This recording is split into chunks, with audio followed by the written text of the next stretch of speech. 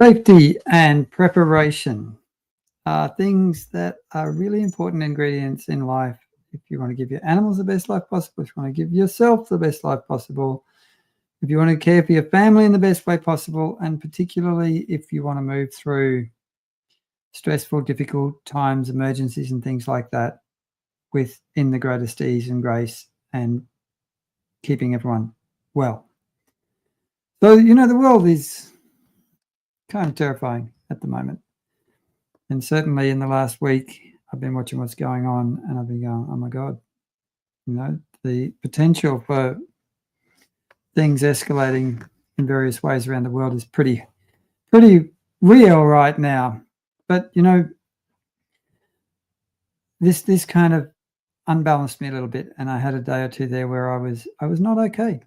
I was not okay. I was struggling. I was frightened, stressed, all those kinds of things. So whenever that happens, my first step of safety and preparation is to dig back into my self-care practices, to get up in the morning, to do my meditation, to do my energetic practices, to do my physical exercise, to get myself grounded, present, get my mood into a place where I can be functional and make good decisions.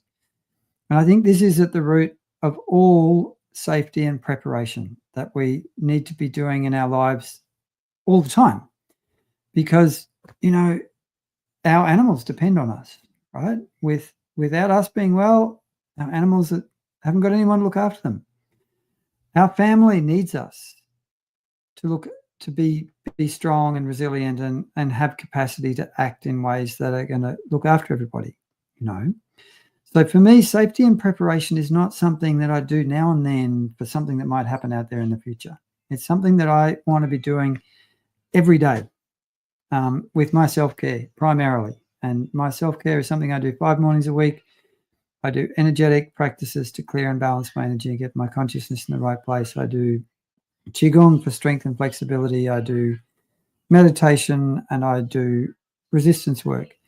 And if all that doesn't work, I have a whole lot of other things to do where I have body work and have professional practitioners to help me with my mind and my body and my spirit to get well. So safety and preparation is something that begins at home in the everyday for me.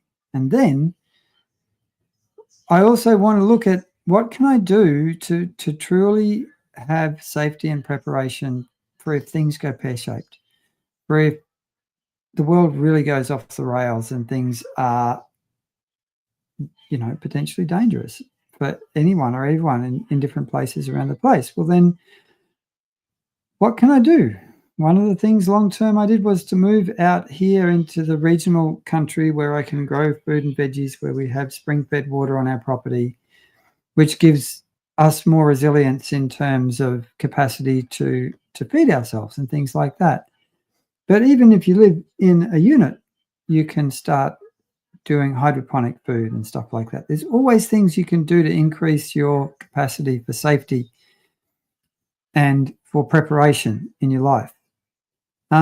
Things like having some kind of battery-powered pack that you can recharge with a solar panel so that if the grid goes down, look at Brisbane at the moment is looking at having a cyclone for the first time in living memory, and there's every chance that power will go off and be down if some places get caught in big bushfires, same thing. So there's all sorts of different emergencies that can pop up into your life and into your animals' lives in unexpected ways at any time. We don't know when things can happen to upset our lives. So safety and preparation is important in terms of having some kind of capacity for food and water, having some kind of capacity for communication, staying online, having some kind of energy supply if the grid goes down, having some kind of thing, even if it's just a battery-powered radio to keep you online so you can hear what's happening and be able to understand what you need to do. So for me, when it comes to safety and preparation, I want to have a good look at, number one, my self-care ongoing, keeping myself strong and resilient every way possible, getting myself in a state where I can be in a good state of mind, emotionally, mentally, physically, so I can then make good decisions. Then I want to look at my capacities. What do I have in terms of finances, capacities? And then I look at what are the things that I can invest in that will make the greatest contribution towards my safety and my preparation for unexpected things that could affect me and my animals and my family in ways that could be dangerous or harmful. And then I make a plan and then I act on it.